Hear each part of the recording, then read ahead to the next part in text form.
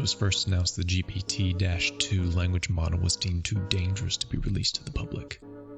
Relatively recently, regular people were allowed to download it and load their own prompts into it and have it generate text.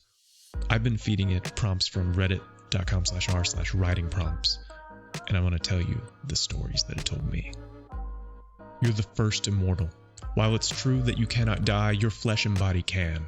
After so many millennia, you are reduced to a sentient skeleton sitting at the bottom of a peaceful pond to avoid contact with other people. Some bastard is trying to drain it. And you are trying to protect it. You were the first to immortalize yourself through your art, the first to send your creations to other worlds. You did not know it, but a meteorite from another world hit your pond and was destroyed. But the water didn't evaporate. After a while, the water from the meteorite formed your soul into a human-like form. For the first century, you wandered. In the year AD 1206, you met the great Bernard de Mori. You admired him. One day you came to the conclusion that all you had to do was to resurrect those in battle. After that, you established your realm. You traveled, you stayed, you killed, you entertained. After a while, you acquired the political rights of a king, and your realm was one of the most influential places in the world. You were killed by the revolution, by your own son. You are now in exile in the cold lands of Europe, thousands of years after your demise. There, you have only one ambition left: to revive the art of aerial combat. That is all. Enjoy your immortality, and remember, nameless hero, your body is warm and hungry, but your soul is cold and hungry. I like that one. I like how he goes off and tells us our origin story, and it kind of goes off the rails with aerial combat, but I enjoyed it nonetheless. Moving on. Healing is considered a holy gift, yet it holds a dark secret. For every bit of healing used, some of the caster's life force is taken. How do you stay alive then? By taking it from their enemies. After all, healing and necromancy are two sides of the same coin. Kill an enemy, and you can become one yourself. If you wish to experiment with the arcane, delve into the very deepest and darkest places. Some of the places are truly unspeakable.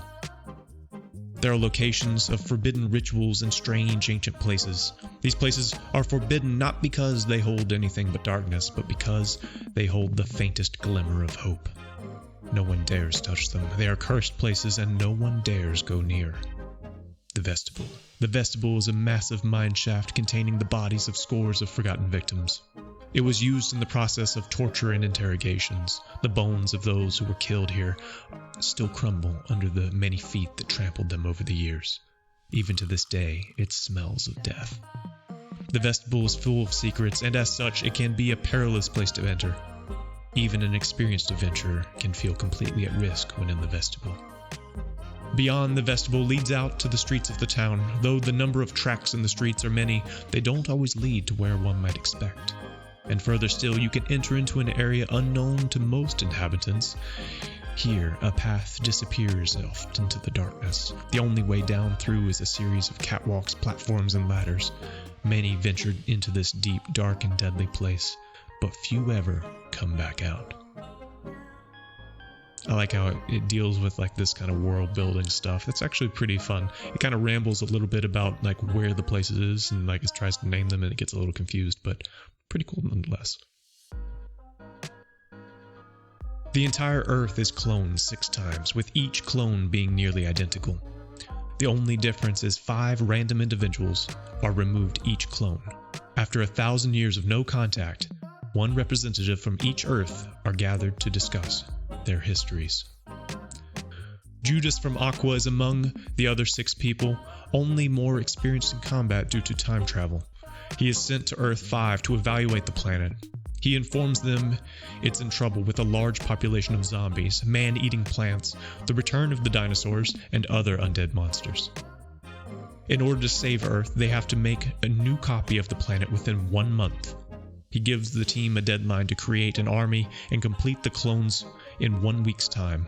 The team is soon split up, having half go to the high-tech city of Los Angeles and the other half headed to Earth 6.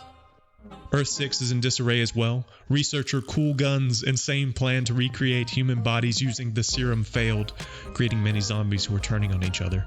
The animals have taken over the planet.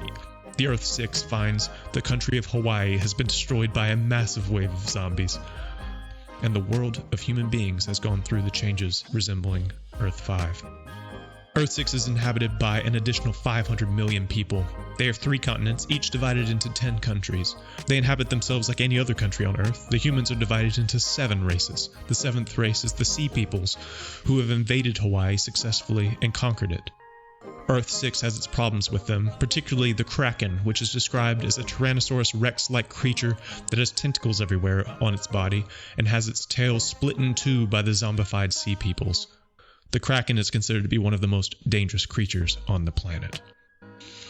I think this is a really cool prompt, and the story that came out of it was wild and all over the place. I love the whole zombies and dinosaurs and the time travel between saving the different planets.